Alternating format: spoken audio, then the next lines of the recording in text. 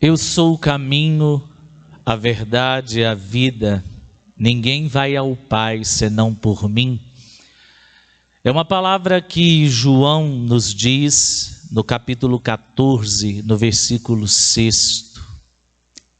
Chegar até Deus, não existe outro meio a não ser por Jesus Cristo, o encarnado, o feito homem, o que esteve em nosso meio, o que habita entre nós. Meus irmãos e minhas irmãs, Jesus, no Evangelho de São Lucas, diversas vezes ele entra em conflito com os mestres da religião de seu tempo. Ele entra em conflito porque as pessoas começaram a não obedecer a Deus por amor, mas começaram a obedecer a Deus buscando recompensa. Serviam a Deus não porque se apaixonavam por Deus ou porque queriam realizar a vontade de Deus, mas porque no coração de cada um deles, quem cumprisse as regras do jeito certinho, lavasse os copos, realizasse o descanso sabático, cumprisse todos os 613 mandamentos que os mestres da lei e os judeus transformaram, aqueles 10 que nós temos no capítulo 5 de Deuteronômio, eles achavam que religião era fazer coisas. E Jesus vai trazer para nós um novo tipo de pensamento.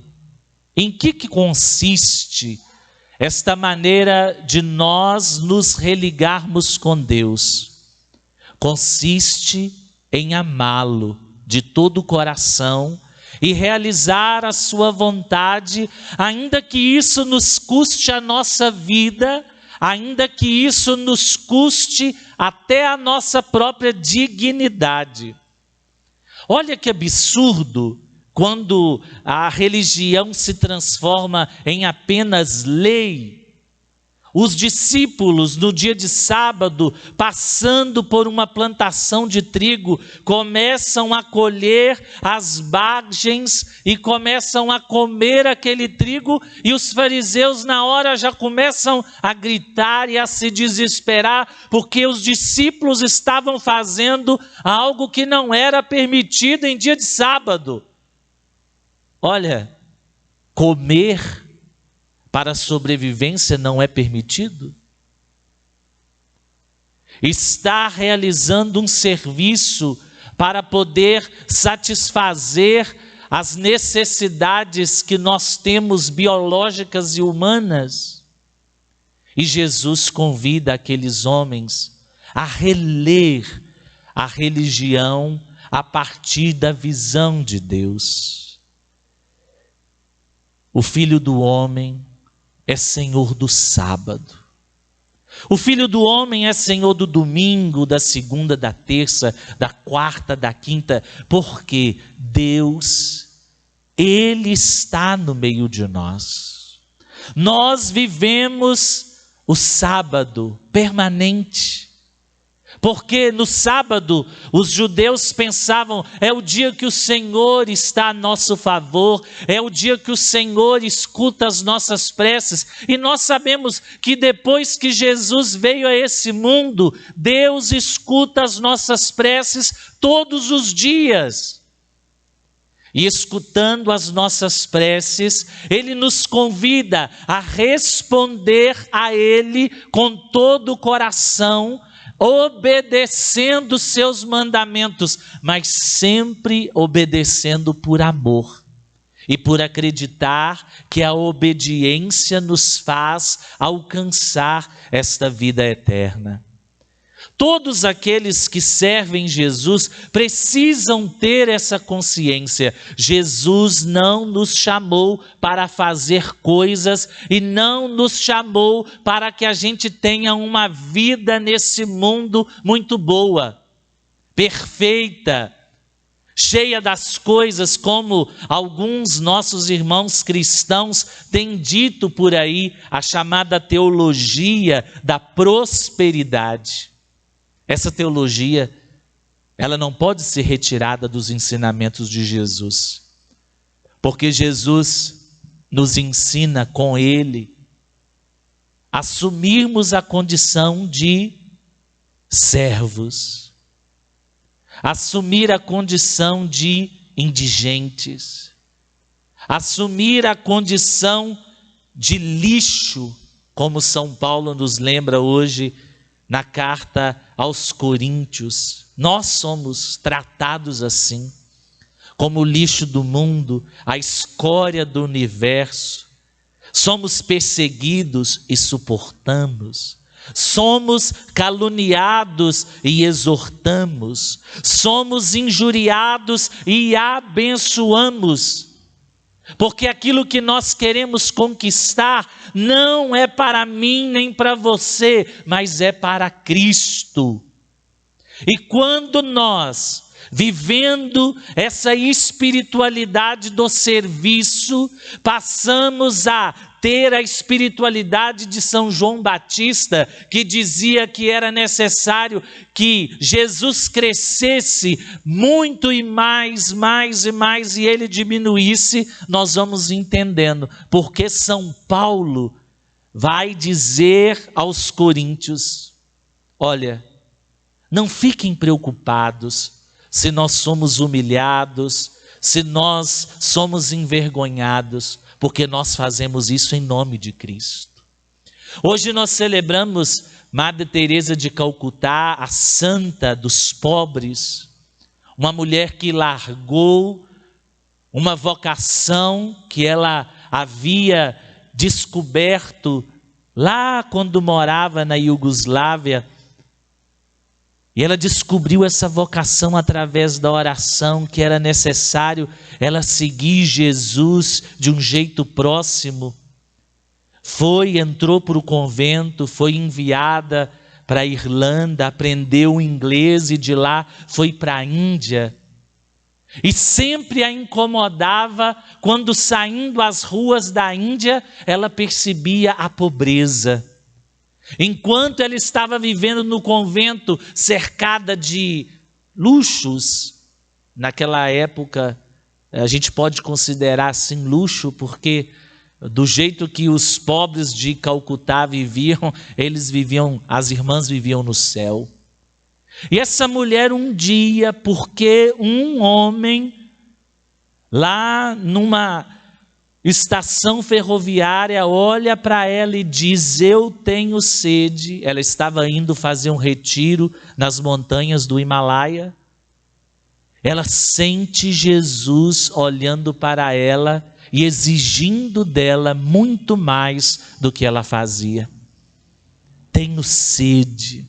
E aquilo foi, durante o retiro, consumindo o coração dela. Tenho sede. Você precisa, Teresa, aplacar a minha sede, a sede dos pobres, me encontrar nesses que são os mais sofredores, os que são rejeitados, fazer-se lixo com aqueles que a sociedade considera como lixo, não vê, não enxerga.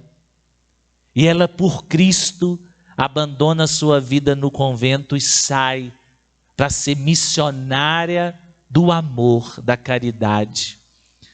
E diversas vezes, quem conheceu Madre Teresa pôde ouvir aqueles discursos que ela fazia quando ela ganhou o Prêmio Nobel da Paz.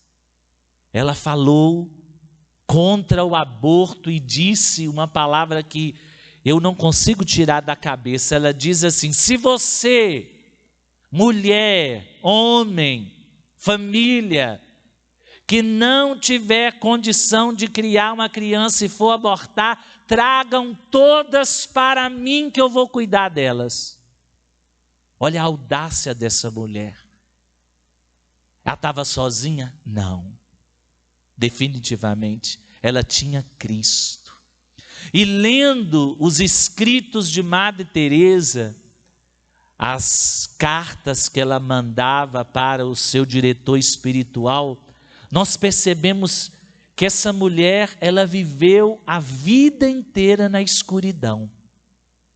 Viveu pela luz da fé, mas certa vez, ela escrevendo para o padre Vanex, que era o seu diretor espiritual, ela disse: quando eu falo de Deus para as pessoas sorriem e se alegram, mas dentro de mim eu não consigo me alegrar-me, é tudo treva.